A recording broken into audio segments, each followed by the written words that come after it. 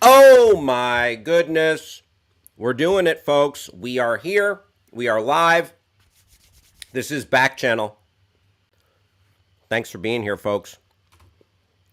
My name, Hal Rudnick. This is the Your Pal Hal Show. And whether you're a longtime listener and viewer, or you're joining us for the first time, I am very excited to have you here. Thank you for being here. Oh boy, the fun we are about to have, folks.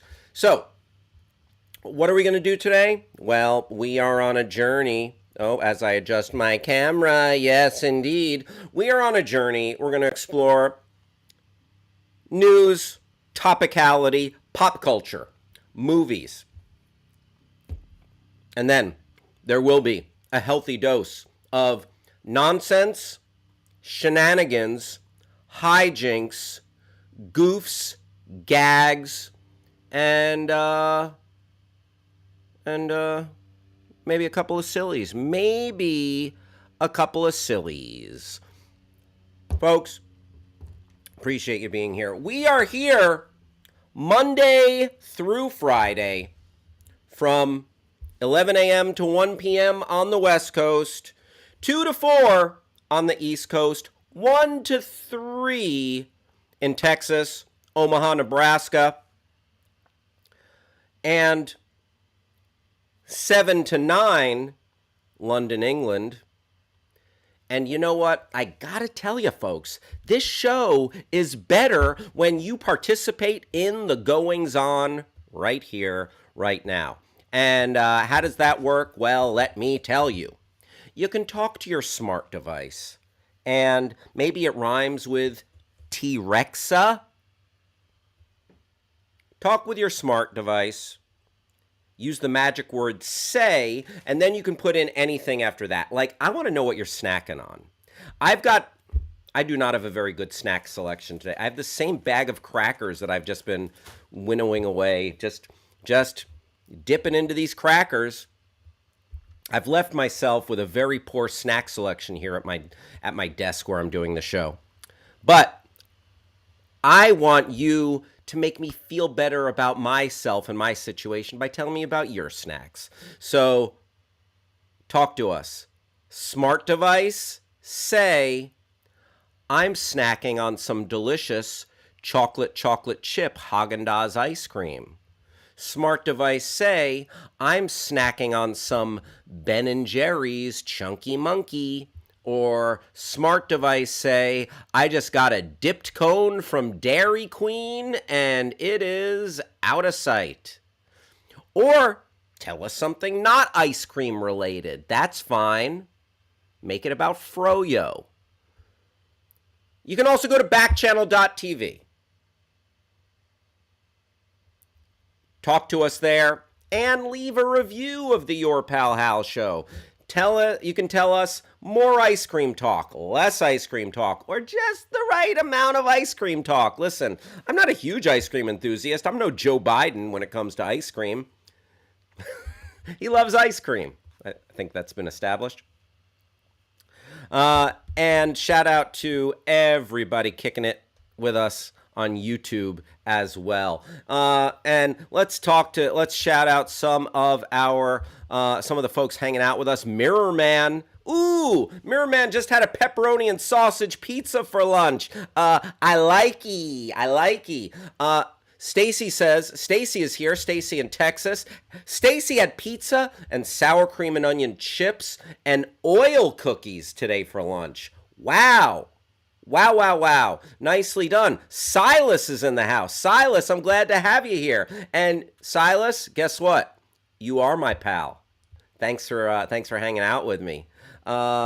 Stacy wants some effects from the sound machine. Okay, here we go. Oh, I have an idea. There you go. How do you like that, Stacy?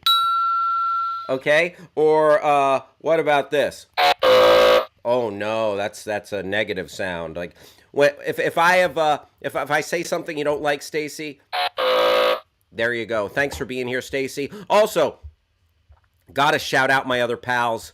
Mindy in Arizona, Ken in California kicking it with us.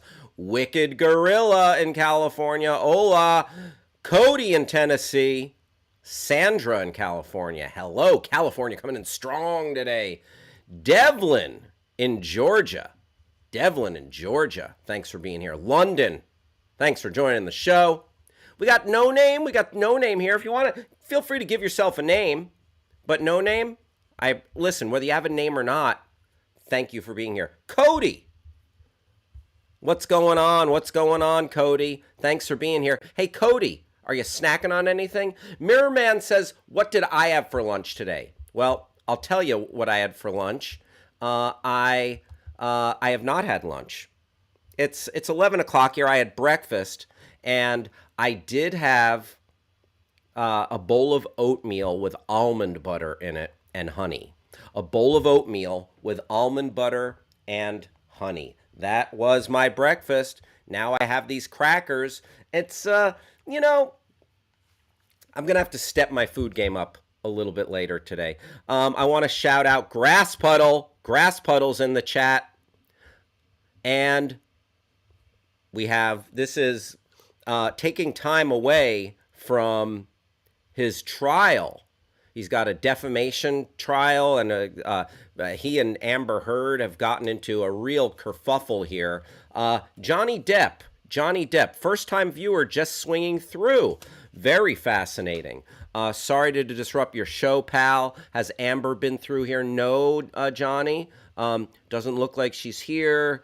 She left a little gift for me in the bed. Oh no. I've heard about that. Just a terrible situation there. And then he wants to confirm that this is in fact the Johnny Depp. Yes, it's me, Johnny Depp. You may know me from 21 Jump Street. Well, that's an old credit to bring up, Johnny, the 80s TV show. Because of Amber, there's a nightmare on my street and in my bed. Oh, boy. Thank you, Johnny Depp. Oh, and then Johnny Depp disappeared, and my friend Simon, a.k.a. Mild Dairy Lifesavers, appear. Coincidence? I don't know. I don't know.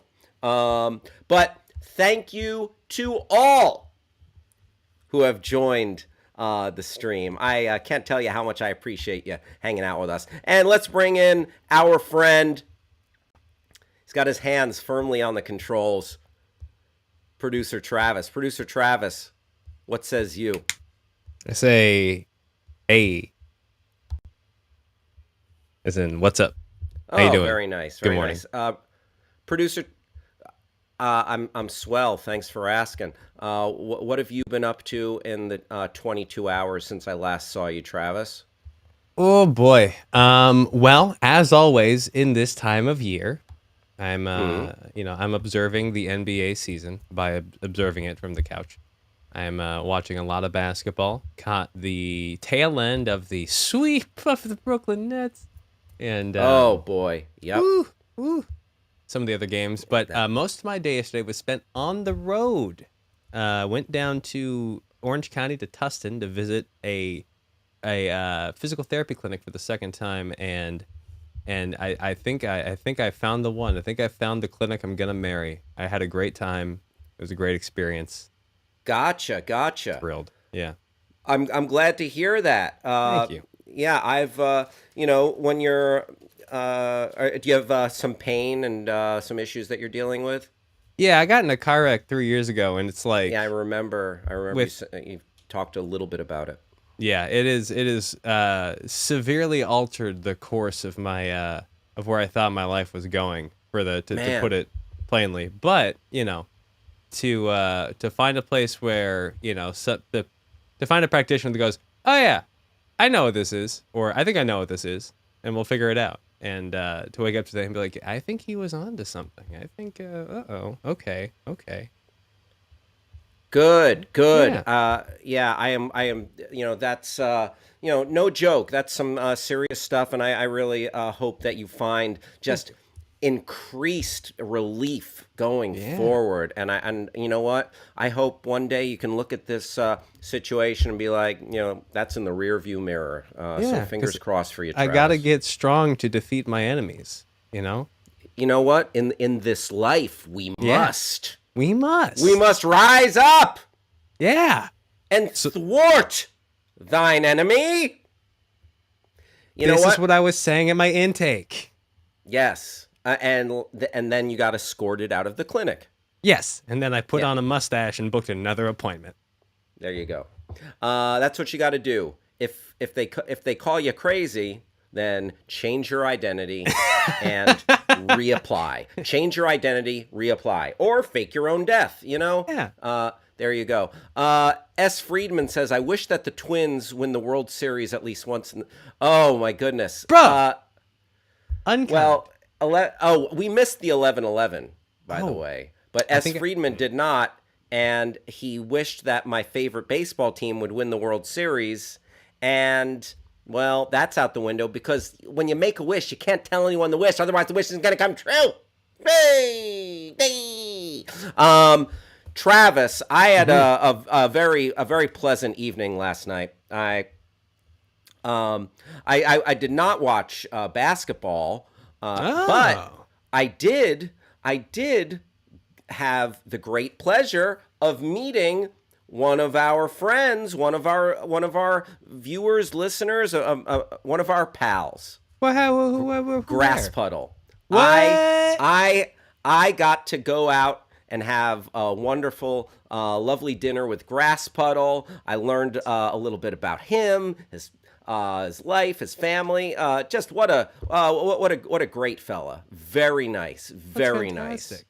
Oh yeah, and just a real gentleman, funny, thoughtful guy. I really what a pleasure. Grass Puddle. Thanks, man. Heck yeah, where'd you go? Thanks for a great dinner. You know what? Someplace kind of local to me, and I appreciated him being able to, making the drive to this neck of the woods. We went out to a nice Mexican restaurant in my neck of the woods called El Compadre. El Compadre. So, and we sat in a booth that I think I sat in with my wife and mother-in-law a couple of years ago. Grass Puddle says, Hal was a gentleman, not groped once. Wonderful. Yeah, I'm, you know what? Let's just say I've learned the error of my ways, folks. And you know what? I am, my groping and grabbing days behind me. I'm a married man. So can't go around just like groping willy-nilly all around town. You know what I mean, Travis? Yeah, I know. Believe me, I know what you mean. Ish. Oh, yeah. Not allowed in the place. Mirror Man likes the sound of that. He says Mexican is always good when you're meeting a friend. Oh, yeah. Very nice. Yeah, it was great. Radical. Mirror Man says, how old am I? I'm 5 years old. What? Oh, Mario Smith is in the chat as well. Backchannel chat, right on. Yeah, he said, hello, I'm on after you. Yes, you are, Mario Smith. Listen, everybody, stick around for this show, but don't go anywhere because at 1 o'clock, West Coast time, Mario Smith will be on. Oh, yeah. And Stacy, sorry to hear about your pain and what you're going through, Travis, but we're all, the entire Your Pal Hal family wishes you well. Thank you. S. Friedman says they met Michelle Rodriguez at the Mexican restaurant. Oh boy, don't want to open up that can of worms. They pulled me right into the gossip rags. They really trying to plant these stories about me and Fast and Furious star Michelle Rodriguez. Travis, Yeah. I was I like seeing greatness be great when it comes to sports. So I like seeing LeBron James win championships. I had high hopes for Brooklyn, the Brooklyn Nets, but they just got unceremoniously trounced. Yeah. Just They got straight bodied out of their own building. Bodied out of their own building. Yep, absolutely. Just bad news for them.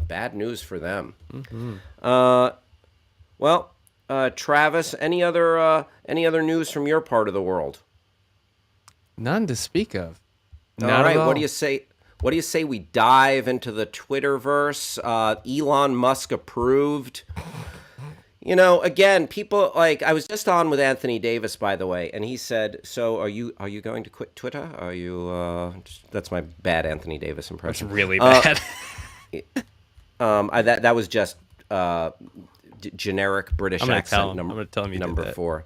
I mean, feel free. All right. Man, but I would like to hear Anthony Davis do a Hal impression. We can do dueling impressions. Yeah, we should all switch each other's shows one day, but we have to do the show like the other person does the show. I don't want to for one reason. Why? I don't want to have to wake up earlier. Yeah, yeah, me neither. You know what? Terrible idea. Yeah, keep that one to yourself. Maybe we can get Mario's and make Mario do Anthony's. And You know what? I don't want to have to rearrange. I don't want to have to rearrange my whole schedule. Travis, this idea of yours is getting worse and worse. all right, I mean, Travis, you're often filled with good ideas. This is not one of them. not today. We give Travis a hard time on this show, but it's only because he deserves it. No, I'm kidding, Travis. You're a gentleman, a scholar. I just want to give folks a quick update. You're here with me, Hal Rudnick, on the Your Pal Hal Show. And if you're enjoying it, there are 2 ways you can support the show.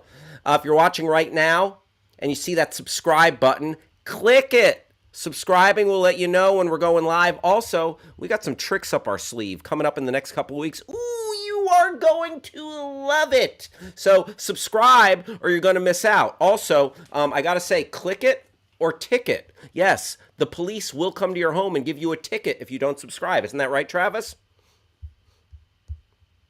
Travis agrees. Don't worry about it. Another way you can help me out, no matter where you are or what you're doing, leave a review. Backchannel.tv. Click, leave a review. Your positive reviews help keep this show going. Once again, go to backchannel.tv and leave a review. Travis, let's jump into that Twitter sphere. Let's dive in there. Montisaro, what is up? Good to see you in the house. Thanks for being here, Montisaro. Oh no, Michelle Rodriguez. Okay, I'll get back to that. Let's catch up with the Ukraine. Oh my gosh, I got to put a quarter in the jar because it's Ukraine, not the Ukraine. I thought I had gotten that out of my system long ago. The United States and European allies pledged new packages of heavy weapons for Ukraine during a meeting on Tuesday at a German airbase, according to Reuters. Ukrainian officials added heavy fighting in the eastern regions of Donetsk and Luhansk continued on Tuesday. Meanwhile, a Russian missile fire knocked out a railroad bridge near a route that links southern Ukraine's Odessa region to Romania, a NATO member, Ukrainian authorities said. So, I wonder, how much is going to change if it infringes on the member of a NATO-aligned country, and so that is interesting because I know NATO has they are bound together with their treaty and their pact to defend each other, and that's why Russia does not want Finland or Sweden joining NATO. I mean, Russia's really just trying to manipulate the world, manipulate the region, control the region, and they're threaten us with nuclear arms if we try to, if that region tries to defend itself or align with NATO. It's an ongoing nightmarish situation. Andy McLean, welcome to the house. All right, so looks like Michelle Rodriguez dropped into the chat. The rumors might subside, but my passion and love for you never will. Michelle, please, I can't have this kind of damage to my reputation and my marriage and my family. So Michelle Rodriguez, oh, have a great show, my little peanut Hal. Oh my goodness, and she's using our pet name. I mean, let's just Michelle, please. I don't want. I don't want my marriage to crumble over these Michelle Rodriguez rumors. Just wanted to give a shout out to the film Friday, says Simon. Came out 26 years ago today. Puff, puff, pass. Happy Friday Day. On this Tuesday, let's celebrate Friday. Get lit, watch it, eat some pretzels on National Pretzel Day. Thank you very much. Chris Tucker, almost at the height of his powers. There you go, Andrew McLean. He's right there. I think maybe his powers were at full bloom in Rush Hour. In Rush Hour.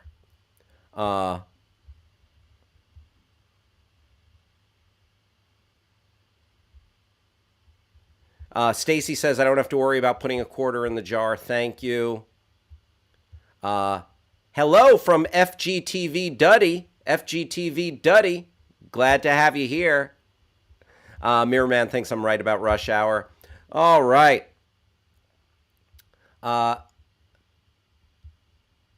Let's take a look at what else is trending here. So on the Russia-Ukraine tip, Rand Paul, who continually finds himself on the wrong side of history, had an exchange with Anthony Blinken, the Secretary of State, where Rand Paul almost found himself justifying Russia's invasion of Ukraine. Yeah, Rand Paul, Republican, or Rand Paul, R, doesn't stand for Republican, it stands for Russian. So, Rand Paul says Putin only invades countries that were part of Russia. So, by that measure, this wouldn't happen because we're not on their border, and it would take it's an insane concept. But by that rationale, it would be okay for England to invade us. What is he even talking about? These are sovereign nations. It was a great achievement in the world and for America, for someone who is, he's not my favorite, but for someone who is held aloft by Republicans, Ronald Reagan, to help speed the demise of the Soviet Union. And now you're saying, well, maybe it's okay because they were part of Russia before. Rand Paul justifying the invasion of a sovereign nation, and also parroting Putin's talking points. If you're, people are like, oh, Democrats, Republicans, blah, blah, blah, blah, blah. But only one group is continuing to echo some of Putin's talking points, and that's the Republicans. That's Tucker Carlson. So, yeah, all those schmucks. Senator Rand Paul says Putin only invades countries that were part of Russia. Rand Paul, okay with Russia, invading Alaska, says Grass Puddle. Matasaro, facts. S. Friedman, 6 GOP officials who visited Russia on 7/4 are probably all compromised. Wow. Amazing to me how brash and brazen the GOP are with their anti-American politics. Well, it's just I think it boils down to a NATO forward, what some call the globalist view, like a world view, a safe world versus an isolationist view, or the America First, which is a slippery slope into nationalism, white nationalism. Uh, Debbie Butterfield, I am Republican. Please don't speak on my behalf. Putin is dangerous, vicious man, and that will not stop. From Travis is from Travis's conservative mom. Well, that's fine. Like, listen, I'm not saying all conservatives and all Republicans, but when it comes to, Rand Paul and folks like Marjorie Taylor Greene and Lauren Boebert, and those I think are Republicans that no one would want to align themselves with. Putin, NRA, compromat, GOP allied with Russians to destroy our democracy. Yep. So there you go. Rand Paul continuing to fall on the wrong side of history. And moving on, other trending topics here. Going from international news to national news, and we've talked about the Great Resignation several times on this show. We've talked about the worker obtaining a modicum of power, a little bit more power in their job decisions. And there was an article about how Gen Z wants to work differently. If you want to bring that up, Travis. Gen Z does not dream of labor. America's youngest workers are critical and cynical about the way we work. Here's a thread on Twitter. This is from Vox. Our jobs don't define our identity and self-worth, at least according to Zoomers and young millennials who have declared on social media that they don't dream of labor, explains Terry Gwynn in the Future of Work issue of The Highlight by Vox. Grass Puddle says, who dreams of labor? That's a good point. Unless, maybe a farmer. I like getting up, sunrise, driving my tractor, pulling my plow. I mean, I think there are people who appreciate putting in a hard day's work. Yeah, but to your point, Grass Puddle, yeah, there are definitely thankless jobs where it's a certain kind of labor where you're like, yeah, this is not rewarding. I am punching a time card for the man, and my best is being taken and squandered from me. Grass Puddle says, a work week, 80 hours with minimum wage, can't afford rent. That's true, man. That is true. Yeah.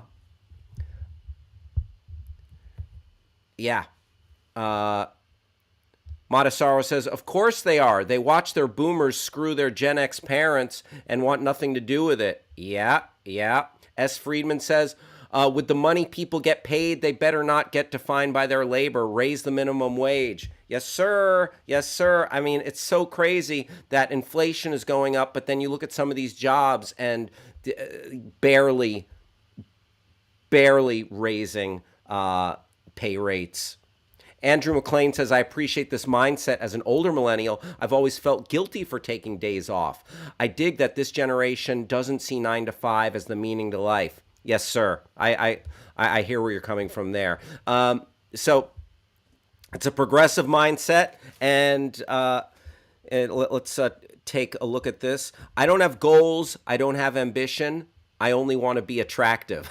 That's interesting. That's an example of the apathetic declarations that America's young people have shared online, in part to declare they don't have dream jobs since they don't dream of labor. Okay, so there's dreaming of labor, dreaming of jobs, careers. What do you want to be when you grow up? What do I want to be when I grow up? Let me just be right now. Let me just live. Let me just exist. Let me just subsist.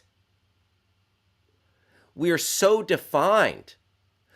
How often is it you go to a party, you're meeting people, and the first thing they say, what do you do? What do you do? We are so locked in to this capitalistic rat race. Get me on that wheel so I can get my pellet. Travis, come on in here. Are you nearby? Yes. Travis, any thoughts on this? Do you know how you go to a party or something and people are like, "What do you do?" Yeah, Defining ourselves by this stuff. I have an Uh, interesting, not an interesting opinion, but I feel certain ways about this because I am of the age that's like the last of the dream job generations. I feel like the middle to older millennials who you're an older millennial. I don't know about I'm that, like, well, Travis. Really? middle of the. I'm like middle of the. I'm smack dab. I'm like right in the middle. Sure, sure. And with that, I remember growing up, there was still, the heavy emphasis of standardized testing in elementary school. There was the career tracks in high school, the idea that a 4-year degree was something that was necessary, Yeah. and just this idea around you are working towards something and you have to work hard for it. You're going to look ahead to, and when I came of age into the workforce, there was this bright, shiny future of this like burgeoning tech culture of all these jobs that felt like cool and fun, except you're really going to be there like 60 hours a week and on crunch most of the time. And they built Mm-hmm. these places to be cool and fun so you wouldn't leave. Yeah. It's not necessarily that insidious, really, but that's how it could feel sometimes. So, Oh, sure. Like with ping pong tables and like just like yeah, your Googles. If you're, I was watching this We Crashed, the show with Jared Leto and Anne Hathaway about WeWork, and they tried to make that into this space where you come and you work and you have fun. You have a beer in yeah, the middle of the day. yeah. I worked at a contract gig at Pandora in Oakland for a while, and they had beer and cold beer on tap and like a snack room and stuff. And their whole thing was like, yeah, we're all working hard here to make this happen. They were a fine enough company. But then I remember in terms of like achievement and like qualifications, just like the focus on work and the structure that had been built, the permission structures that had been built. I had an interview once with a company that was like a dream for me, like a dream job in a sense. Not doing necessarily what I wanted, but the company. And this was a really interesting thing for me. It like pivoted my viewpoint on what it is I'm trying to and want to do. And like it's not because I was raised in a way where it's like you want to align yourself with something stable and dependable and large. And I remember going through the interview process with them. I like went to the place. It was like 6 hours, legitimately a 6 hour interview period, and like all these hoops to jump through. And um, there was a clerical error, and basically it came down to like, oh, we thought you had a degree, and I was like, I don't. They're like, we have to rescind our offer letter. And I was like, You mentioned I believe you mentioned this before, and yeah. that's how vexing, And you're how just like, truly vexing and dumbfounding is that? and and by that I completely understand and honestly align with generations after me. And luckily, I was listening to Marketplace the other day, and tech companies specifically are altering their qualifications and the hoops they make people jump through. But I totally Mm-hmm. get why people younger than me are like, I don't want to participate in that. I have a Yeah, whole life to live. What am I going to do that for? If that makes sense. yeah. In what has been termed as late stage capitalism, I feel like people are becoming a little bit disenchanted, and they Yeah. realizing that we are all used and manipulated as cogs or tools or rats in a maze to keep the fires of capitalism burning, so the wealthiest of them can warm themselves by the fire, and then the less well-to-do can just keep those flames going, keep the fuel going, Yeah. Yeah. Blood, for the better whole or for thing, worse. oiled by the blood of the working class and such, which, like, feels drastic, but in these times feels more true than ever, a little bit. Gotcha, gotcha. Yeah, Absolutely. My mom is in the house. Sorry, my sister was a no-show. Travis, thank you for your perspective there. I absolutely appreciate where you're coming from.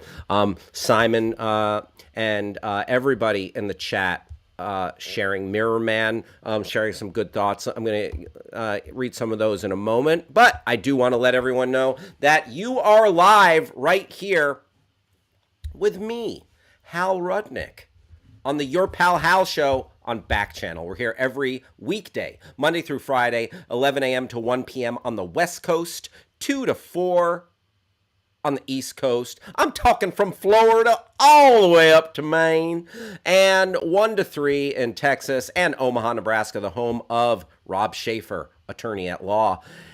Please send us a chat. If you can see me right now, you're watching on an Echo Show or Fire TV, the magic word is say. So get your device's attention. It might rhyme with T-Rexa. Get your device's attention, use the magic word say, and then put in anything after that. You can just say, hello. You can say, you know what? These kids have no work ethic. Or you can say, I agree. It's crazy out there. You can say whatever you want. Also, if you're just listening right now on an Echo speaker, go to backchannel.tv, click join the chat. Once again, that is Backchannel, BACKCHANNEL.tv, and join the fun. Let's take a look at some of these chats that people are sending us. Mirrorman says, hey, some folks just want to stay home and eat snacks. That's nice work when you can get it. Count me in. I'm a snack man. People don't want to put up with working. It's tough, man. Travis Scott in the house. Travis Scott, give our regards to Kylie Jenner. Mindy says, I'm not working right now, and I tell others that I'm on sabbatical. Right on.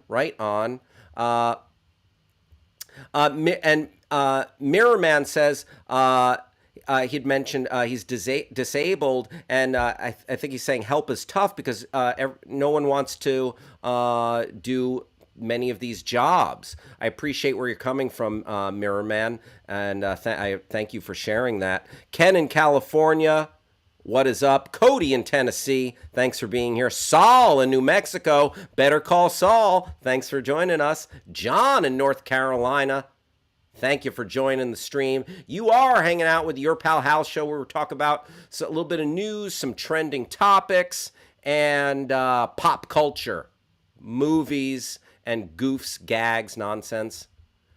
Wow. Silas.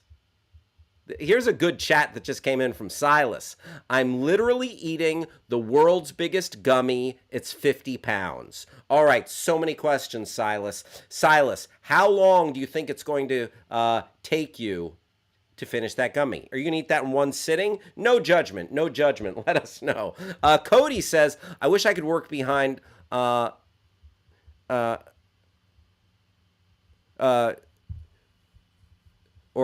Cody talking about the job force there.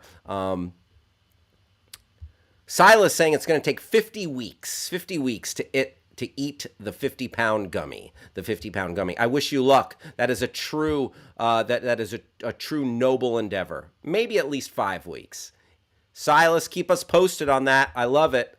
Marvelous Mitch. Oh, Mitch McConnell is in the house. I'm hearing a lot of complaining from a lot of lazy people here and not a lot of answers. Government is a hard job, especially for me. Thank you, Mitch McConnell. S. Freeman says, what do? I make those 5G chips that will mind control everybody. Good luck with that.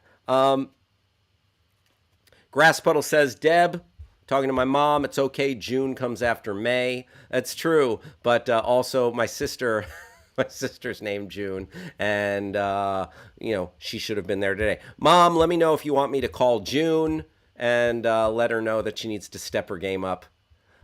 Cody says, I have a question. How do I subscribe if I'm watching on an Echo show? That's a great question. So let me help you out with that answer. You will subscribe by, on an Echo show or Fire TV, you might see a little button that says subscribe. Hit that subscribe button. Hit that subscribe button.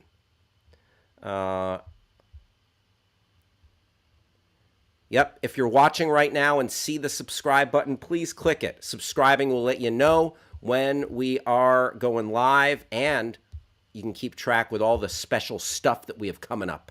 All the special stuff that we have coming up. Oh, National Turtle Day for Mitch McConnell, perhaps? Mirror Man says there's a button in the corner. Silas says his grandpa cuts down trees. Very cool. Your grandpa's a lumberjack. Does he prefer an axe or a saw?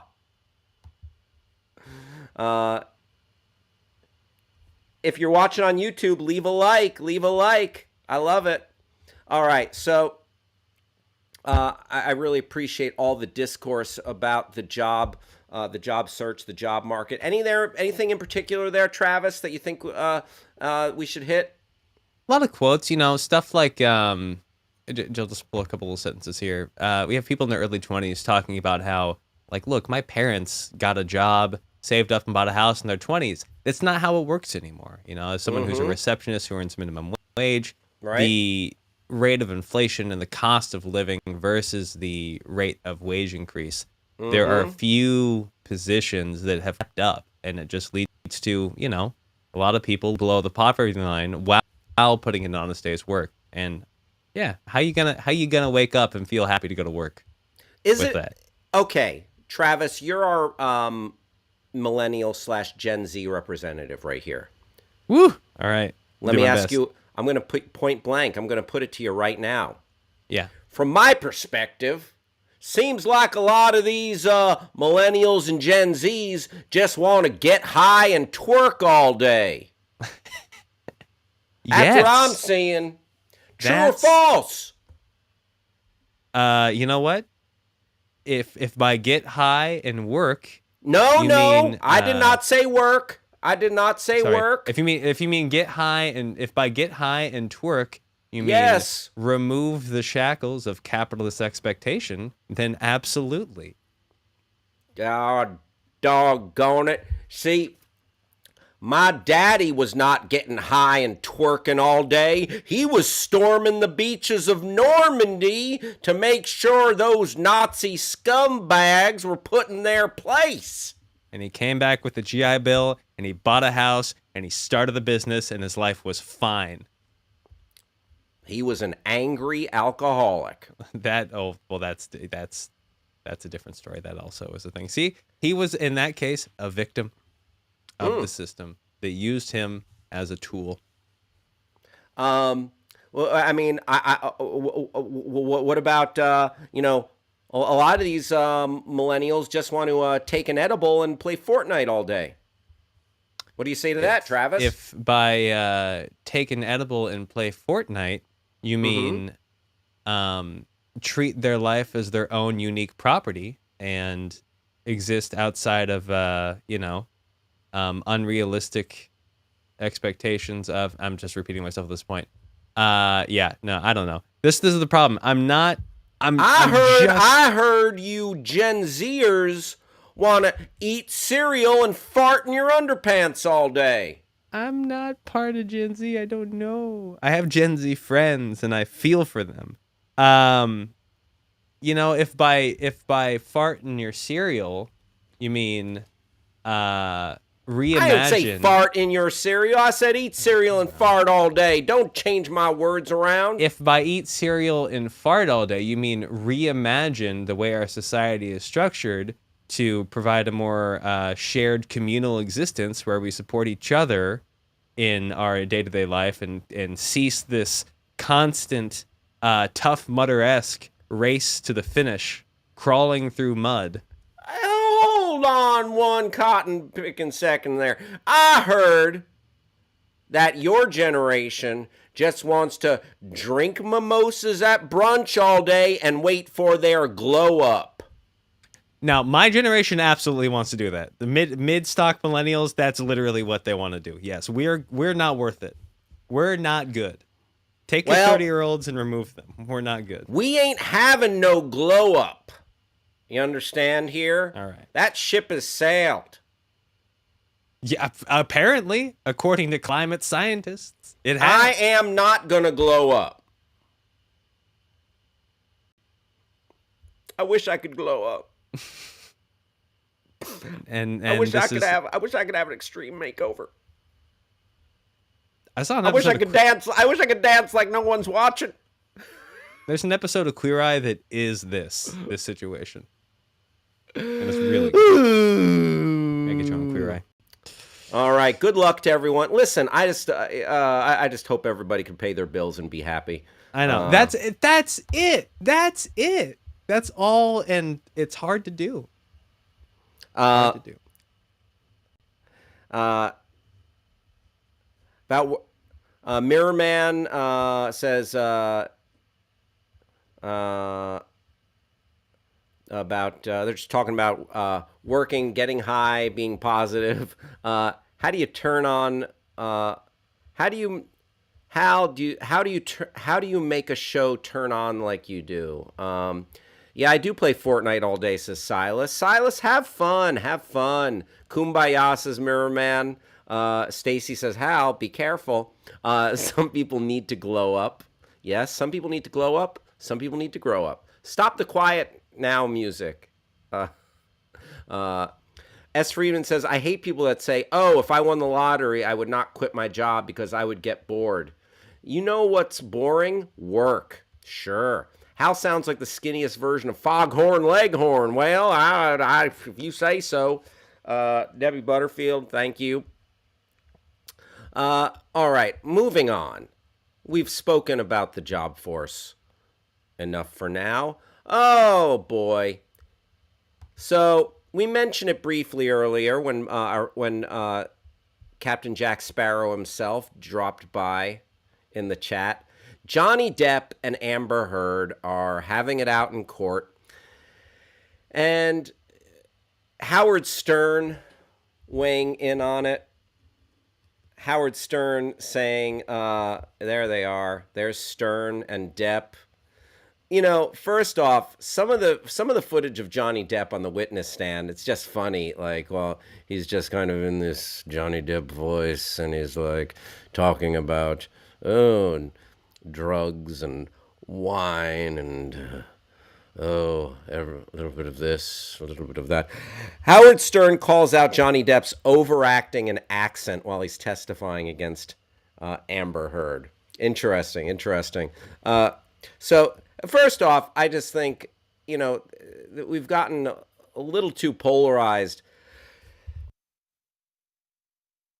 A little sneeze there. It's, you know, a lot of people are calling out, like, I've seen a lot of like men's rights activists coming out on the side of Amber Heard.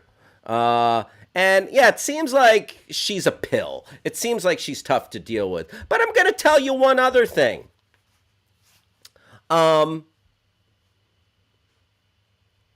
don't think Johnny Depp might be a little bit of an entitled millionaire spending, what, $20,000 on wine a month? A little bit tough to deal with. Here's my take on it. You got two difficult people get together. It's going to make for a difficult union if you're not going to have some compromise. I'm sure Amber Heard did some really crappy stuff, literally and figuratively, but it seems like Johnny Depp tough to deal with as well, and it's just a bad situation. It is a two to tango for sure. Andy McLean with a good question here. Best and worst Johnny Depp role.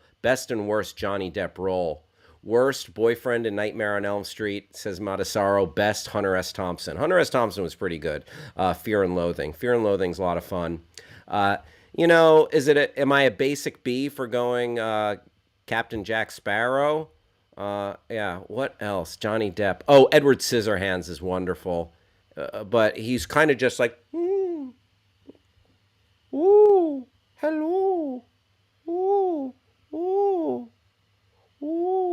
Uh-oh, Johnny Depp just entered the chat and threatened me. Andy McLean says, Blow, Once Upon a Time in Mexico, and Fear and Loathing. Very nice. Worst, Lone Ranger. Yeah, Lone Ranger was tough. S. Friedman, I like Sleepy Hollow. Sleepy Hollow, like he's done some wonderful stuff with Tim Burton. Oh, what about Ed Wood? Ed Wood, don't sleep on Ed Wood, y'all. That is a solid flick. So there's some good stuff. Let's take a look at this article, please, Travis. Howard Stern called out Johnny Depp for overacting while Depp testified against Amber Heard during the former couple's defamation trial, which has been live streamed on various platforms since April 11th. Depp is suing Heard for defamation after she alluded to their alleged abusive relationship in an op-ed piece written for the Washington Post. Heard's legal team reportedly tried to block cameras from live streaming the trial, which was approved by Judge Penny Ascarate. Depp's team did not publicly challenge the decision. The reason he wanted that on, he wanted it televised because that's what narcissists do, Stern said of Depp while discussing the trial on his SiriusXM radio show. They can talk their way out of anything. I think Johnny Depp is a huge narcissist. And what I mean by that, he figured, I'll put this on TV. And because I'm so persuasive and because I'm so smart, I'm such a wonderful guy, I'll play you some clips from the Johnny Depp trial. If he isn't acting, I mean, he's so overacting because he's writing his own material as he goes along, Stern continued. You know, I got to tell you, he's wrong. He shouldn't be putting this on TV in any shape. Stern agreed with his co-host Robin Quivers that the trial will not save Depp's career. That's what narcissists do. I will charm the pants off of America at the trial. No, you won't. This will not go well, Stern said. It's not going well for you. It's not going well for her. It's not going well for anybody. You sound like two battling children. I think that's the thing at the end of the day. They do sound like just like, very, it's just he said, she said. But I disagree with Stern about one thing. I do think Johnny Depp has been amusing at some points. I hate to say it because, listen, it's a relationship. It's two people who were at each other's nerves. It's an age-old story, folks. I mean, did Amber Heard lie with malicious intent? I believe she might have blown some things out of proportion. Is Johnny Depp trying to soften some of his behavior and not let on to maybe some of his drinking-induced mood swings, allegedly? Who knows? Who knows?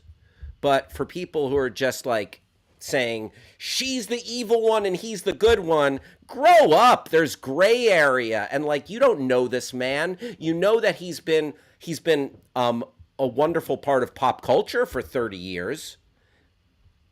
40 years at this point.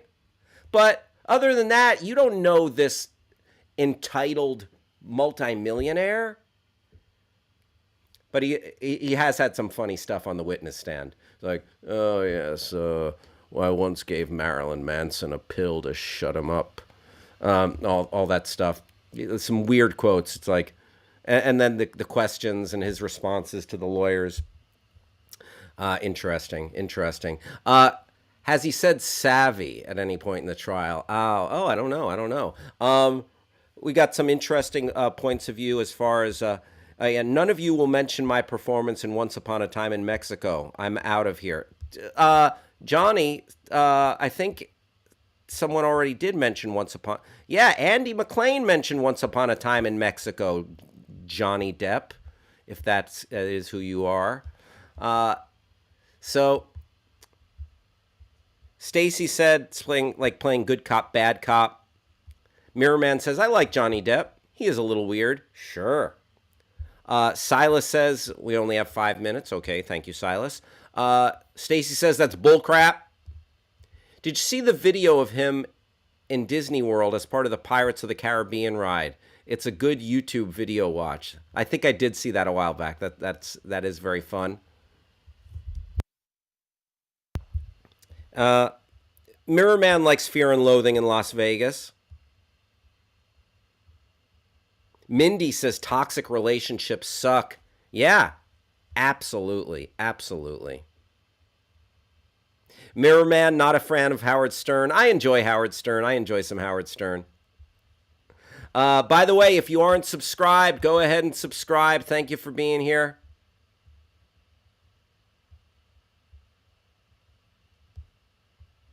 Uh, Rob Schaefer, great to see you. Rob Schaefer says, "What's up, Hal? Worst Johnny Depp role, Crybaby. One of the worst movies ever." Well, I do love John Waters. I think Crybaby, it's like so much John Waters, it's stylized. It's like a riff on like those 1950s kind of James Dean, Marlon Brando kind of image. So I haven't seen it in a long time. So I'll have to think about it. Grass Puddle liked Rob mentioning Crybaby. So yeah, the Johnny Depp and Amber Heard trial continues. It continues. I mean, yeah, I feel like you can't blame like one person in this divorce proceedings unless like there's clear like if one person cheated or if one person was abusive. But it seems like there's a little too much back and forth here to just pin it on one person. Two pieces you take a piece of crap and a piece of crap and you put them together, you're going to get a crap storm. You are going to get a crapapalooza. And I think that's what we have. Just because we love Johnny Depp from his place in pop culture, you got to be careful putting him on this pedestal that he can do no wrong. Oh, and then you get a crap in your bed. Thank you, Simon, aka Mild Dairy Lifesavers. All right, other trending topics. Oh, so Viola Davis, great actress, Viola Davis, is hitting back at the critics who have criticized her there's a new First Ladies series on Showtime, and she's been getting some tough write-ups, some tough press for this. Viola Davis responds to criticism over her portrayal of Michelle Obama. The Oscar winner has a message for those taking issue with her portrayal of the former First Lady. Critics absolutely serve no purpose. Disagree. And it's not only because I am often find myself in the position of a critic. I like critics. I appreciate critics. Some people say, form your own opinions. Sometimes. Here's the thing. Critics serve no purpose. Form your own opinions. Yeah, but time out. I don't want to waste $20 on a movie to find out it was a turd on wheels. I often want that consensus of critics to let me know if that movie is worth seeing. Critics do serve a purpose. Without critics, it would all be participation trophies. Now I sound like... but I want to know what's good. I want to know what's bad. And sometimes I want it, and I want to read about it. I want to hear about it. And criticism, when it's done right, criticism becomes a powerful tool to filter and decipher things for the masses. Look at Roger Ebert. Look at Pauline Kael. So that's a little sour grapes from Viola Davis, in my opinion. You know what? You're putting yourself out there as an actor, and you know what? I don't blame her for that point of view. You got to put it in perspective, but just to dismiss all critics, meh. But I'm sure there are people that definitely disagree with me, and I welcome it. I welcome it. But sometimes criticism throws cold water on art, on the creative process. Oh, because here's criticism at its worst. Oh, you worked hard, you toiled, you created, you put your blood, sweat, and tears in something.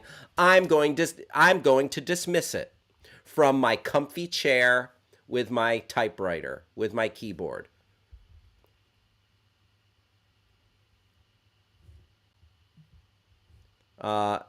Here are some thoughts. Simon says, I feel like there's a misconception of how to use the critiques from critics. You don't have to agree with them. You gain knowledge of how they see films and what they like, and it gives you a reference on how you feel on how you would feel about that film. Simon continues, Chris Stuckman, YouTube critic. I've worked with Chris Stuckman before. Chris Stuckman does a lot of movie reviews, and I don't enjoy the same movies as him. But I know if I'm going to dislike or I'm going to like them or dislike a movie, sometimes based on his review. Sure. S. Friedman says, I read critics after watching the movie, just so I can tell them if they are wrong, LOL. That's fun. That's fun. I feel ya. Listen, and that's good. Not enough people form their own opinions. This is true. But not enough people form their own opinions. But I enjoy hearing that of the critics. And sometimes they really crystallize something. So, yeah. Let's see a little bit more of that Viola Davis.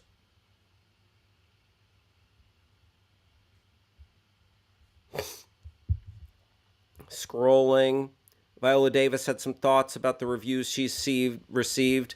So, yeah, I guess they're saying that she's making a Michelle Obama face, like she's pursing her lips too much. Critics absolutely serve no purpose, Davis said, and I'm not saying that to be nasty either. They always feel like they're telling you something that you don't know. Despite being one of the most critically acclaimed actors, if you scroll up, please, of her generation, Davis maintains that not everything is going to be an awards-worthy performance. I feel it's my job as a leader to make bold choices. Win or fail, it's my duty to do that. Scrolling. She responded after clips of her performance went viral, defending her acting choices and adding that playing someone as familiar and popular as Michelle Obama was almost impossible. Either you're doing too much or not enough.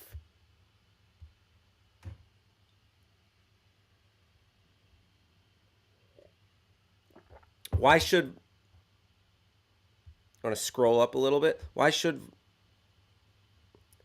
Viola Davis or any other performer fib and say they find value in criticism, be it online peanut gallery chatter or published work from professionals? Do you like hearing you screwed up at work from strangers? These are the last people who should be asked. Okay, you know what? You have a point, but also you're making this thing, don't you? Discourse about art is fun. Mild Dairy Lifesaver says, here's some critiques. Moon Knight is booty and Outer Range is a snooze 80% of the time. We only care about the whole. Yes. Thank you, Simon. Thank you for your criticism. I appreciate that. It's fun. But yeah, when it gets personal or when you... So I see where she's coming from, but also, yeah, I enjoy people's opinions. I enjoy the criticisms. Folks, it is 12:06 right here. Thank you for hanging out with me on Backchannel. My name, it's Hal Rudnick, and this is the Your Pal Hal Show, where you get pop culture, trending topics, movies, and then plenty of hijinks and shenanigans. And we're here 5 days a week, and we are the only play on your Echo device where you can watch and listen to live shows and chat with the hosts in real time.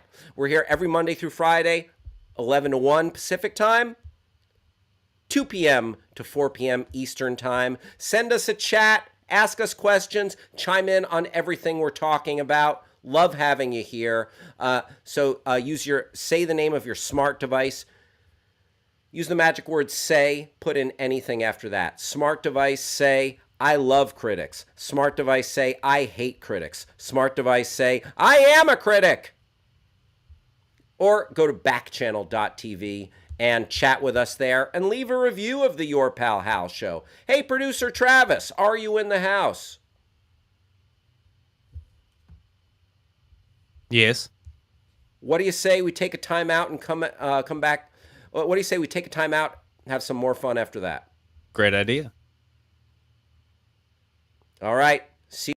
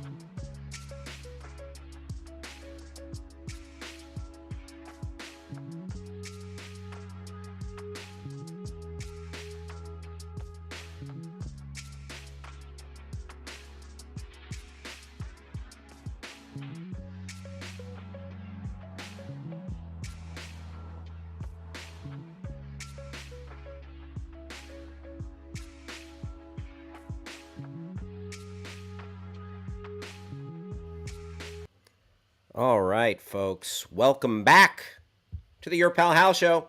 Appreciate you hanging out with us today. It is Tuesday, the 26th of April, 12/11. No need to make a wish on 12/11. And I just want to mention that today, April 26th, it's Alien Day, National Alien Day. Can you bring up that Alien Day hashtag? Travis, see what's trending for Alien Day on Twitter.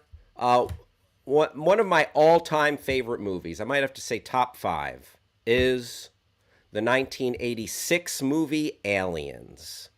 Yep, Simon is surprised by this. How did you miss this, Simon? Well, I don't know. Tumwater.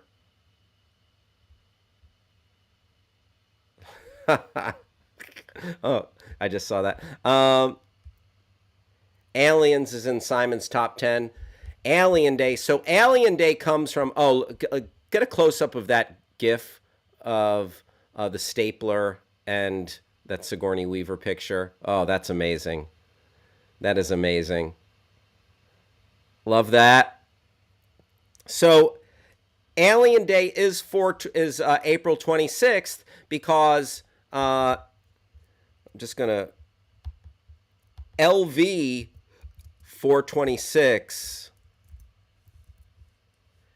is the planet in Alien where there was an upheaval going on.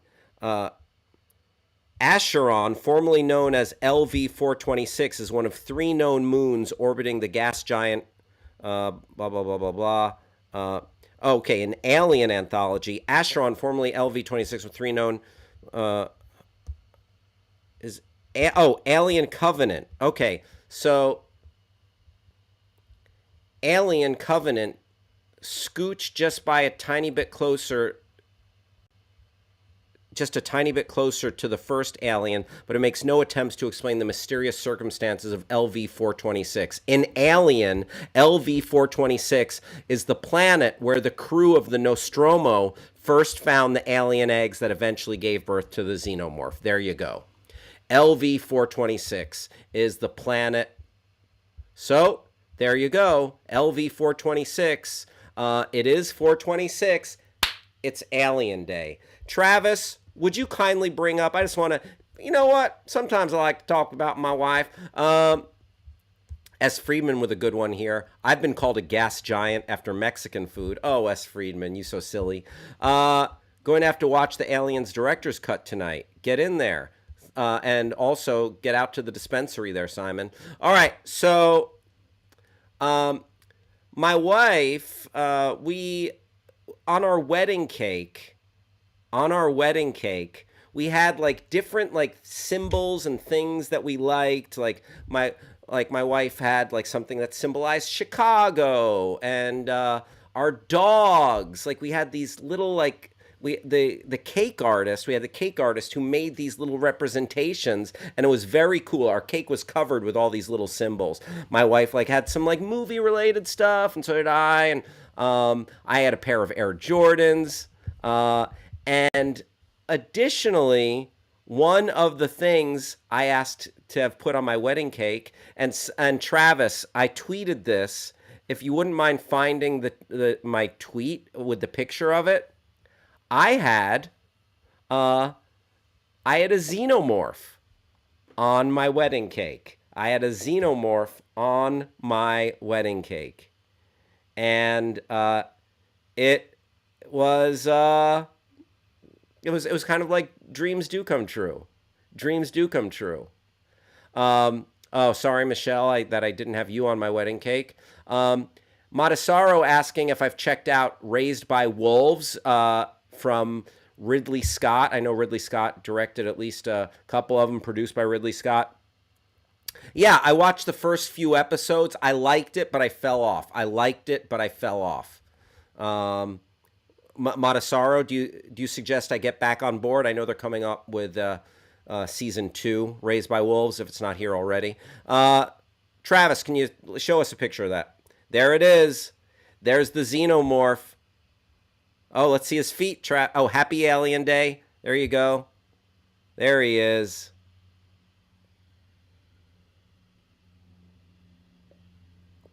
Gorgeous. The xenomorph from my wedding cake. Loved it. District 9 is a lot of fun. District 9 is a great flick.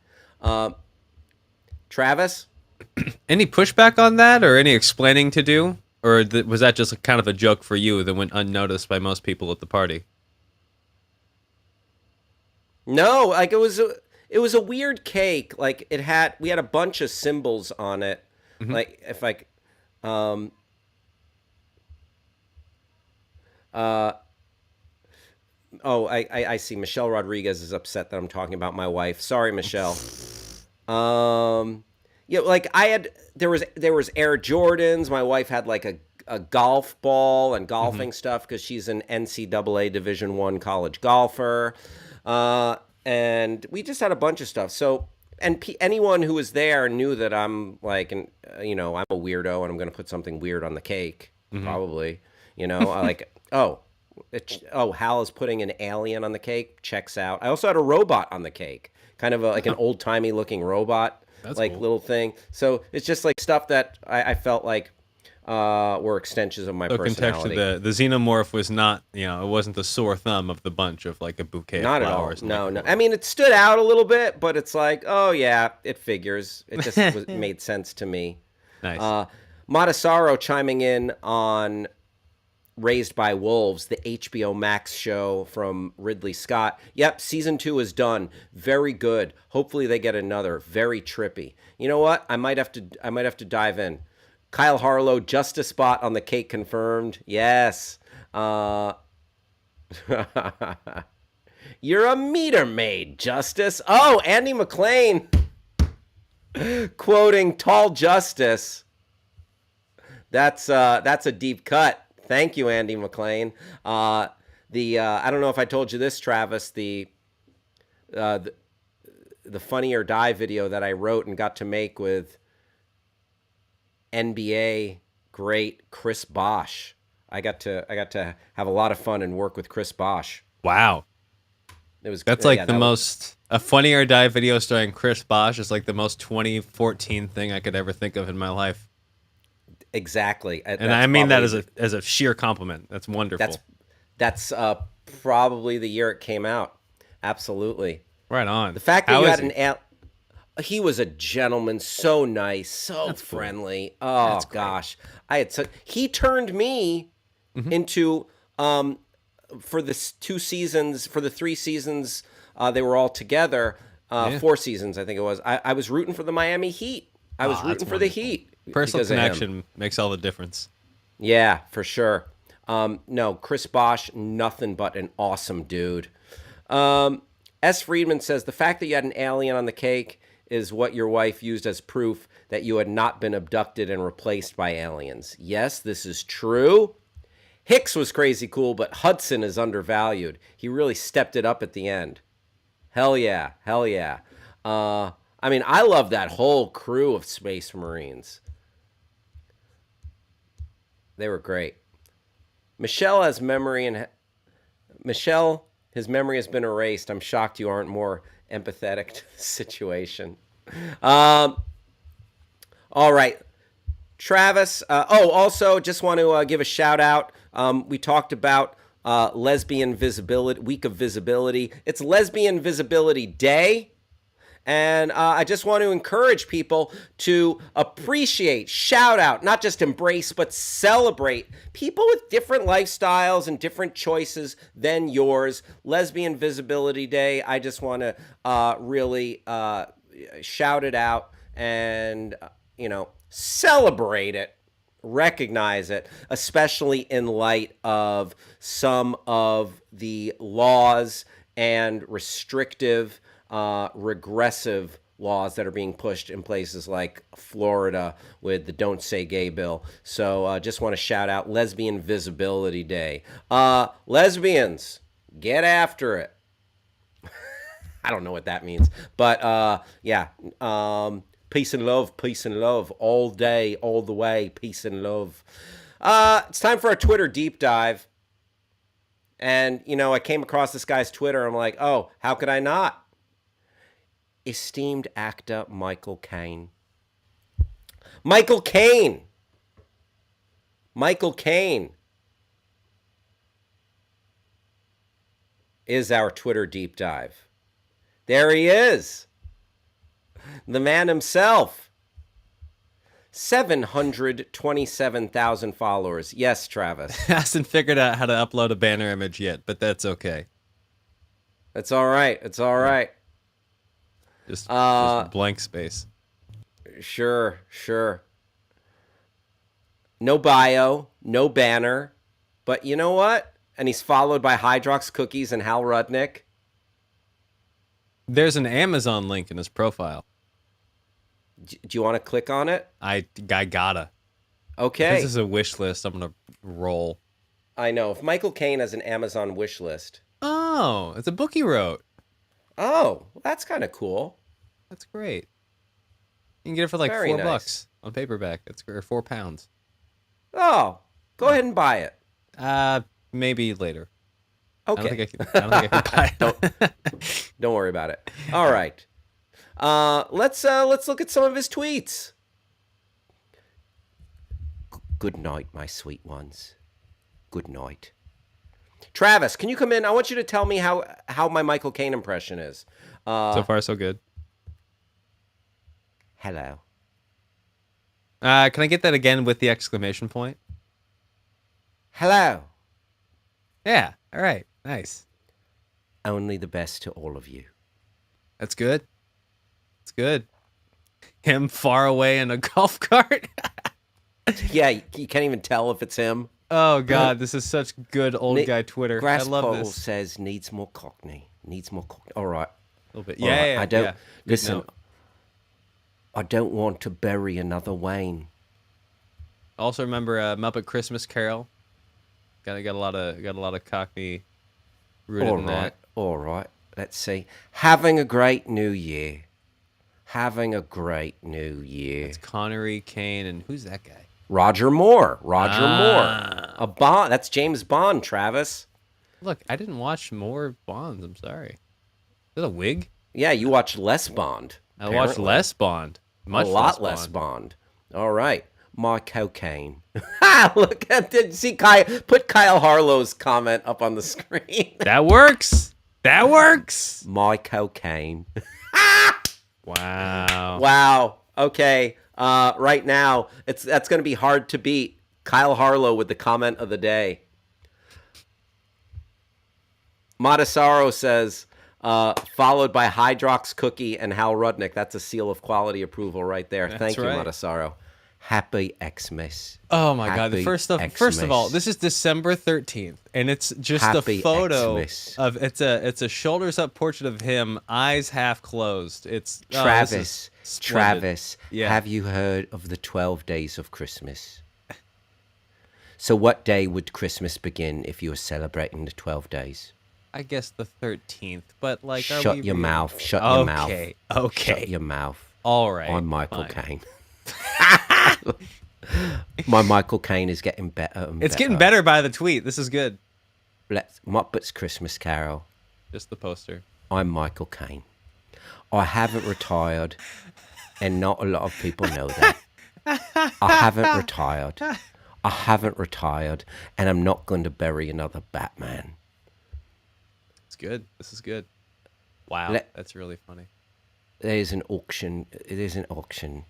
Let's win Sunday Kane, Southgate, and all the other stars. I don't know what that is. Attended 2005 Batman with wife Shakira. Asked about Jaws the Revenge, Michael Caine famously replied, I've never seen the film, but by all accounts it was terrible. However, I have seen the house that built it. It is terrific. Yeah. Matasaro. You know what? Matasaro, I think, just tied Kyle Harlow with that. Yeah. With that And one. that's a damn good. quote. That's a real thing. Grasspuddle's calling you out, Travis. Real millennials know Roger Moore. That's not Yeah. even a thing. Real millennials know Pierce Brosnan. Like that's Die Another Day, Goldeneye. Real millennials remember Halle Berry in Die Another Day, as that was, and that Madonna music video that made everybody uncomfortable.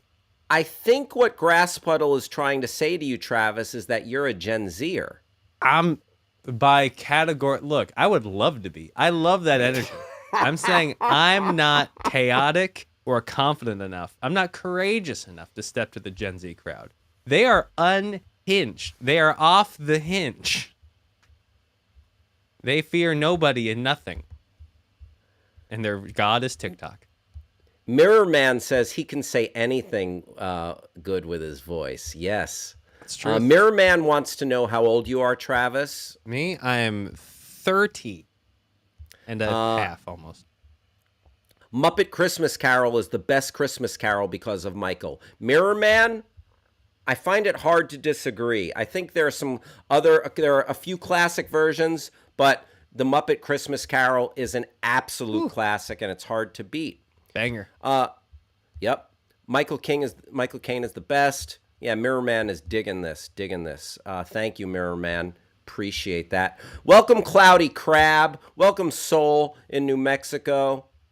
Soul or Sol, either way, I'm glad to have you here. Maryland in New Hampshire.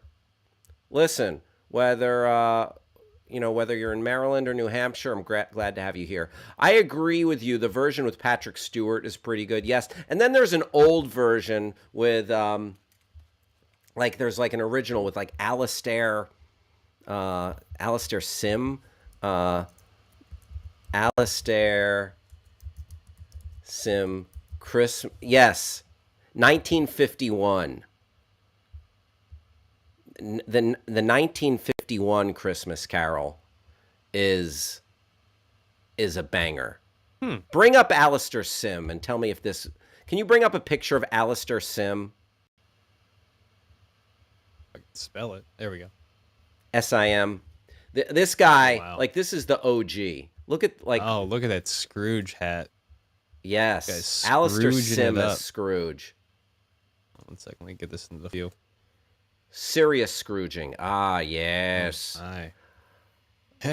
This guy's humbugging it up. Ah, yes. Humbug.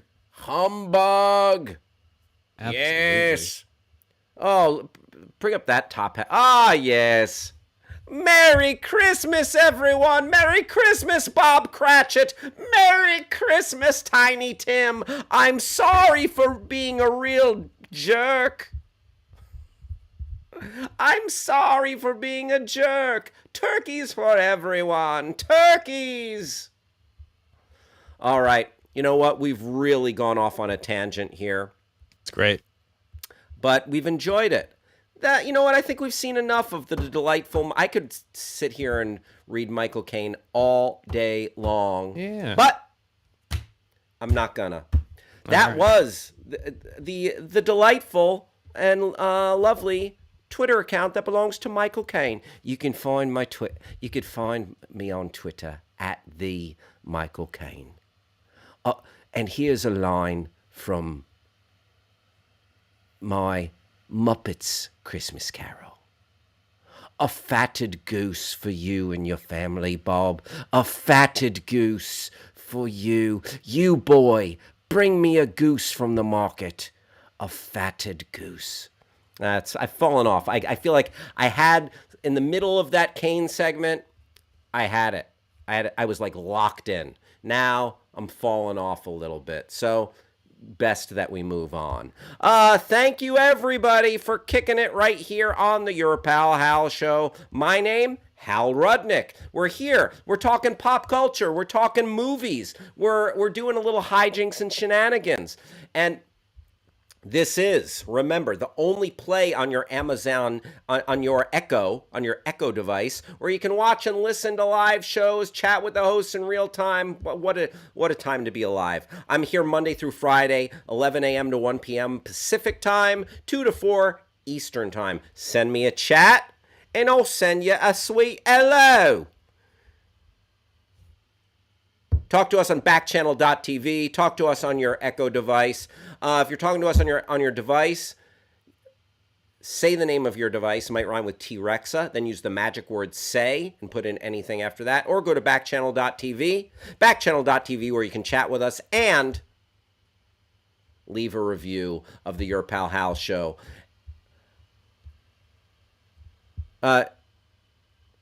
Thank you, Mirror Man. Mirror Man complimenting my Michael Caine. May Musk bless us, everyone. Ha! Matasaro. All right, Travis, let's bring up that list. So Rex and reviews today. There was a hell of a list on this Aliens Day,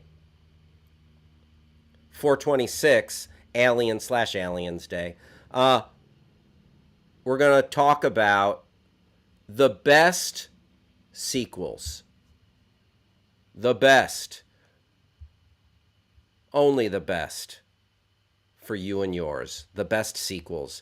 I love that picture of the xenomorph and the romper stomper forklift machine. I forget what that was called, but yeah, this is a dope picture from Vulture. Vulture. All right, let's scroll up, Travis, and see what we got here. All right, so best sequels, the 101 best sequels. Let's see how many we can go through, because coming up at in less than 15 minutes, we're going to chat with our very good friend, Mario Smith. Let's see how many we can get through. All right, 101 best. Number 101, Happy Feet 2. Directed by George Miller. Travis, can you name any other George Miller movies? No. Mad Max Fury Road. Mad Max. That's sick. Cool. All right, next. Never saw any of the Happy Feet movies, by the way. Number 100, The Devil's Rejects, Rob Zombie. So, I love this movie, by the way. This movie gets slept on big time. The Devil's Rejects, it's just like this gritty. It feels like it was made in the 1970s. Definitely has shades of Texas Chainsaw Massacre. It is... What's it a sequel to? House of a Thousand Corpses. Oh. Sequel to House of a Thousand Corpses. Devil's Rejects, though, it is so good. So Grass Puddle says skip to number 1. We'll see. Mamma Mia, here we go again. Haven't seen them, but listen, if you're an ABBA fan, you listen. Do your thing. Do your thing. Keep going, Travis. We got to get through 100 of these. Matrix Reloaded. Okay, not as strong as Matrix. Vampire's Coffin. Don't know it. Abbott and Costello Meet the Mummy. Is this a sequel to like Abbott and Costello Meet the Werewolf Man? Abbott and Costello Meet Frankenstein? I don't know. Let's keep going. Souvenir Part 2. Sadly, I guess I'm not as cultured. I don't know it. The Purge, Anarchy. Okay, sure. I think all those Purge sequels blend together for me. How to Train Your Dragon 2, I've heard good things about it. Haven't seen it. Lots of stuff I haven't seen. Let's keep... Universal Soldier, Day of Reckoning. Wow. All right, cool. That was... so this is a 1992... sequel to a 1992 film. I just want to see, when did the Universal Soldier film come out? Let's go back. Scroll back. 2012. There you go. So like 20 years later, the 20 years later sequel. Gotta love it. Spy Kids 2, Island of Lost Dreams. There you go. You know what? I aged out of the Spy Kids movies. Didn't see them. Bride of Chucky. Ha! Oh my God, that's funny. Bride of Chucky, number 90. 89, a Goofy movie. What was a Goofy movie a sequel to? Technically a spinoff of the TV series Goof Troop. There you go. We're getting a Travis? I don't know if I allow that, because this had its own sequel. It had its own sequel after this. Yeah, it doesn't count. I call foul. This list is already crazy problematic, says Simon. Andy McLean says, best sequels... Grown Ups 2, Dumb and Dumberer, When Harry Met Lloyd, Space Jam: A New Legacy. Hey, Andy McLean, I think you left off Son of Mask. Son of Mask. Uh, my mom says, looking good. Thanks, Mom. Saw 3. Saw 3. I don't know if I saw this one. Looks gory. Let's keep going. The Avengers. Solid. Solid sequel. I don't think this counts. Doesn't I don't count. think this counts. Yeah, because there was an Avengers sequel that Joss Whedon did. Andy McClain saying Jamie Kennedy will eventually get an Oscar for Son of Mask. Rob Schaefer says, these lists just make me angry. So much garbage on the list already. By the way, watch your back. Rob Schaefer's coming for you. Husker Power, new to our fantasy baseball league. We talked about that yesterday. Rob, once again, congrats. Love having you in the league, my friend. Step Up 3D. Step Up 3D from John Chu, 2010. Sure, don't know it. Predator 2. With Danny Glover. Fun. Best Man Holiday. Don't know it as well, but congrats to Best Man Holiday. The Raid. Okay. Criminally Low.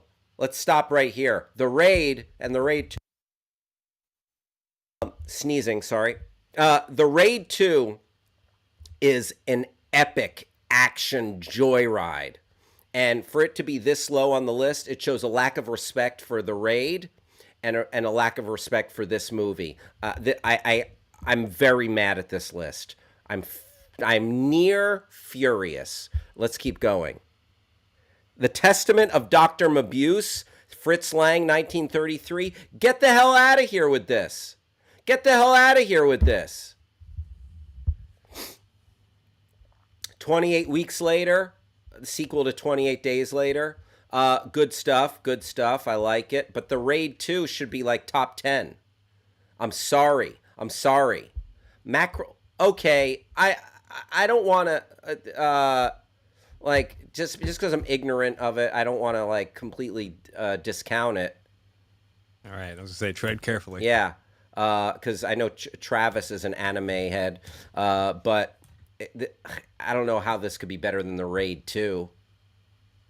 Good King Wenceslaus. Yeah, no, that's a pitchfork high in its own supply pick. Funeral in Berlin. I mean, I don't even know what. This is a Guy Hamilton. This is a Jean Le Carre. I mean, he's a great source of spycraft. Michael Caine is in that one. Snoopy Come Home. You know what? Get the hell out of here. Snoopy Come Home is better than The Raid 2. You know what? Go to bed. Casino Royale. All right, that's pretty good. But does this count? It's his first one. But it's a James Bond.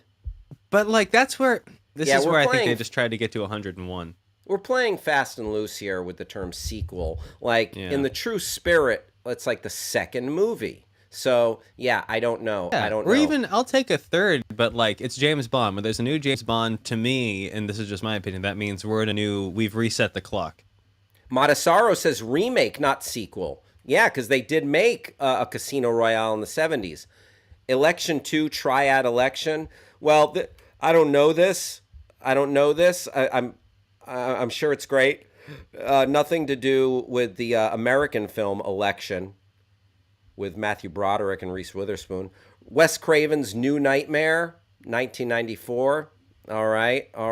I mean, again, I don't know. I don't remember this standing out in particular. The Decline of Western Civilization, Part 2, The Metal Years, Penelope Spheris. Oh, this is some quality filmmaking, but still. Penelope Spheris' documentary trilogy. All right, let's keep going. Fast and Furious, Tokyo Drift. What? Really? Over? I'm getting furious. Rob Schaefer says, don't worry, Hal, Raid 2 is only low because they have to put Breakin' 2 Electric Boogaloo in the top 10. Thank you. Samurai 3, Duel at Ganryu Island. I mean, that looks pretty rad and epic, but yeah, that was Poison. That was the band Poison. back in the decline of Western civilization. Paddington 2. You know what? I need to get on the Paddington train. I've heard so much good stuff about Paddington 2. Travis, have you seen the Paddington films? No, it's on my list. I know they're going to be good. That's why I Yeah, haven't watched them. Yeah, they're supposed to be super good. Wait. War for Planet of the Apes, Matt Reeves. Okay. I like the second one better personally, but that's fine. Sure. You do you. Yeah. Grass Puddle says Paddington 2 is a treasure. Jackass 2. Sure. Oh, why don't you count Jackass 1 as a spin-off from the TV show? If you're going to count Goofy movie like that, right? I know, right? 8? Shaft's big score at number 68. Okay. It. Simon saying Toy Story 2. Oh, A Better Tomorrow 2. Better Tomorrow is some great John Woo. I haven't seen A Better Tomorrow 2. Some John Woo action. Oh, Lucky Man. I mean, sure, I don't know it. There's Malcolm McDowell looking all young.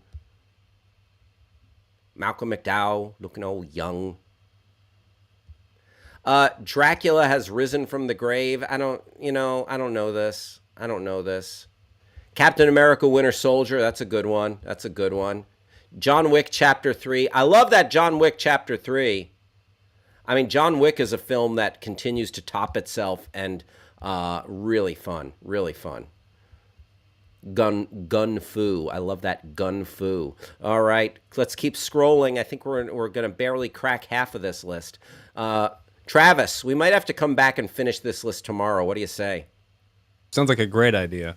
Yeah, but let's keep going until we hit a quarter to the hour. Oh, wait, I didn't say the name of that one. Oh, sorry.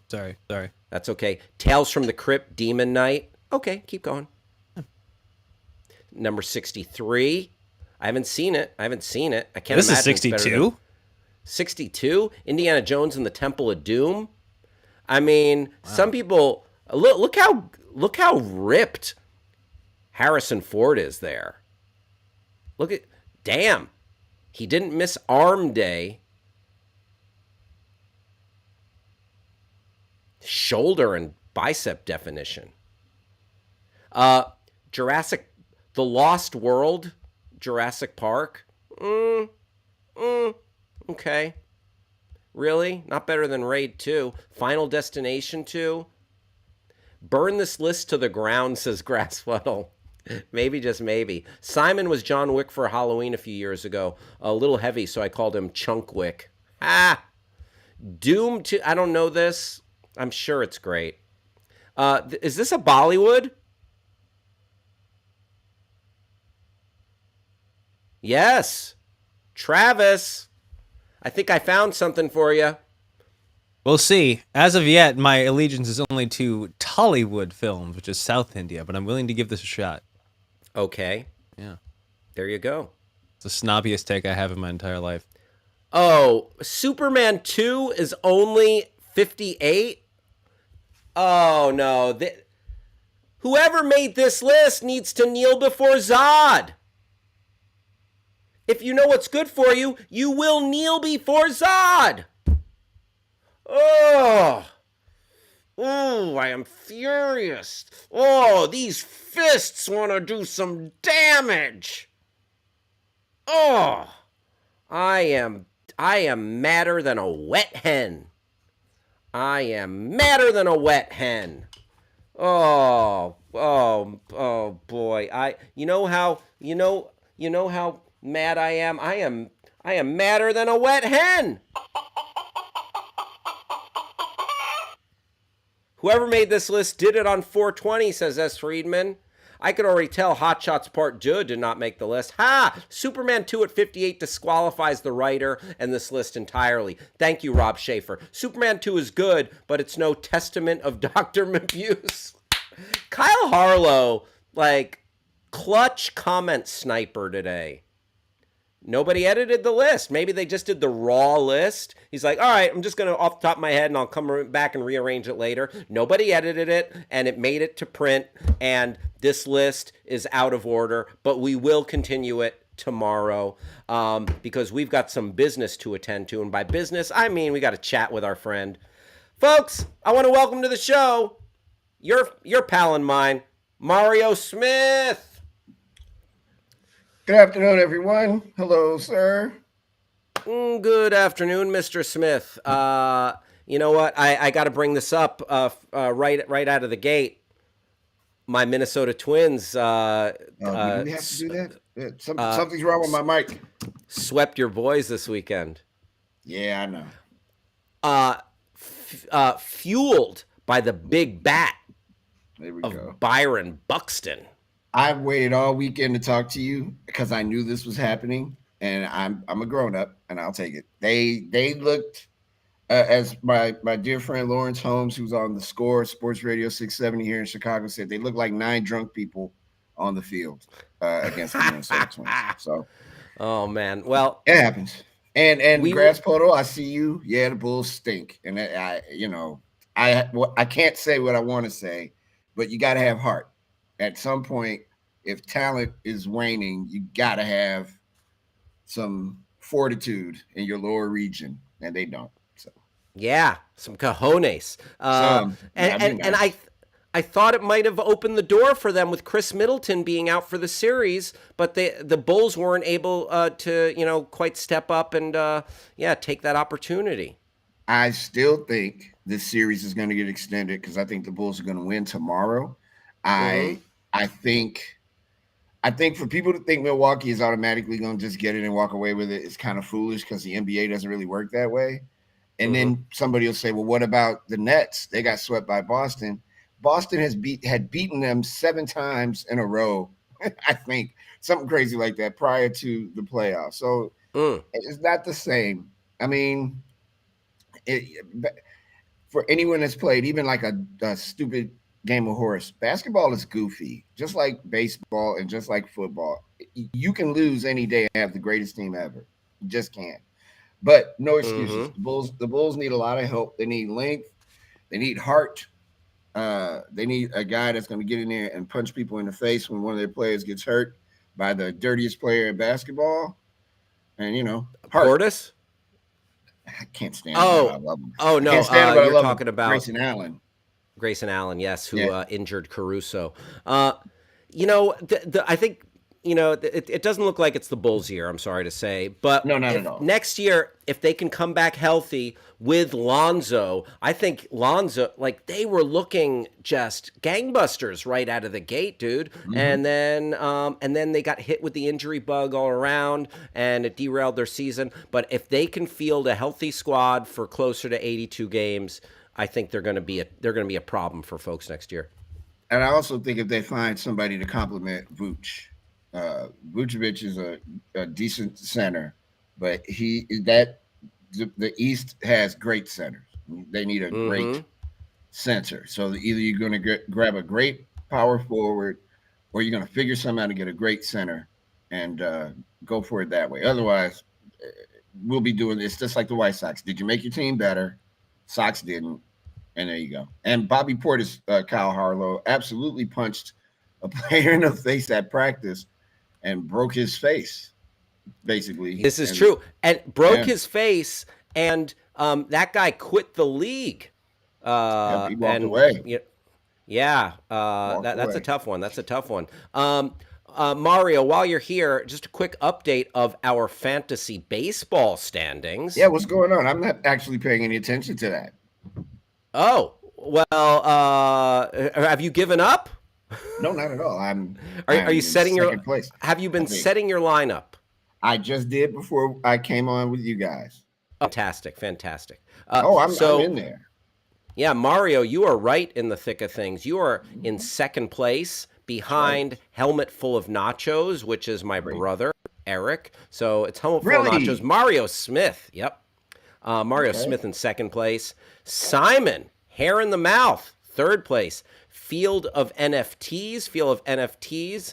That's our friend Grass Puddle in I'm really close. Fourth place. Mark's nice team, a friend of mine, Mark Leonard, who comes by Backchannel occasionally here. Mark's nice team is 5th. S. Friedman in the house in 6th. Keep Swinging, that's my other brother, at 7th. Public Money, Travis, 8th. Hal's Pals, oh, that's my squad, at 9th. Deborah's Definitive Team, my mom has leapfrogged several spots up to 10th. In 11th place, Gliss, producer Gliss's Glorious Team, Glorious Pickles, Gliss's Glorious Pickles. Number 12, Husker Power, the newly minted Husker Power with Rob Schaefer. And the Dirk Dingers. The Dirk Dingers, our pal Andy McLean, bringing up the rear. There you have it. 2nd place, baby. That's Mario, good. you're doing it. You're doing it. A fine showing thus far. I'm stunned, but I got guys that are showing up, so that's good. Let's keep it going. We got a whole lot of season to go. You do. So Mario, what's caught your eye? What's coming up on the drive with Mario Smith today? A couple of things. In our headlines, actually, we're going to talk about Harvard pledging $100 million to deal with the issue of slavery and their role in it. Delta is going to start. Yeah, Delta is going to start paying flight attendants from boarding as opposed to when the door closes on the plane. We have a woman in Florida that called the school because her son was hungry and she threatened to blow the school up or something like that. Our Florida man segment this week is Florida woman. Boy. Yeah, we got some things. It'll be a good show today. It'll be nice to see everybody too. And I think we're giving away a $25 Amazon gift card. Ooh, nice. Yeah. Mario, I mean, that's a lot of incentive to hang around and have some fun on the drive with Mario Smith. Also, real quick, before I do the Hal wave, can I apologize publicly to Anthony Davis? They tried to hook me up this afternoon to say hello, and I happened to be out. I wasn't at home, and I did not have the service to pick up to say hi to him. I really appreciate Anthony wanting to have a chat with me. So hello, everybody that watches that show and everybody that watches Hal wave. I'll see you guys in a few. Mario Smith, there he is, the man, the myth, the legend. Stick around for the drive with Mario Smith right after this show. And folks, I feel like our drive is, we are coasting to an end here, but there is time for one final segment. And that, my friends, is rejected segments. These are officially bad. These rejected segments, I mean, they're misbegotten ideas. Travis suggested this one. And Travis, do you want to come in here for this real quick, for this rejected segment? Travis, are you there? Yeah. Uh-huh. So you suggested this, the Hal cleans his ears segment. Mm-hmm. So it would just be like 5 or 10 minutes of this. Not too deep. No. That's no. You're not supposed to go that. That's the whole thing. It's bad for your ear. Oh, good. You know what? Not really a lot of orange or yellow gunk on it. Earwax. Travis, are you a big earwax guy? No. What? No. Oh, good. What does that even mean? Oh. All right. You know what? Too much of that. Thank you for hanging out right here on the Your Pal Hal Show. It has been a pleasure chatting with you. Thank you for being a part of the show. You being here just makes everything better. Please join us again tomorrow, 11 a.m. on the West Coast, 2 p.m. on the East Coast, and we're here Monday through Friday. Don't forget to subscribe. Thanks to everyone who hung out with us. Thanks to everyone at Backchannel for making it happen. Thank you, Travis, for holding it down, producer Travis. Stick around for the drive with Mario Smith, and we'll see you tomorrow. Thanks again.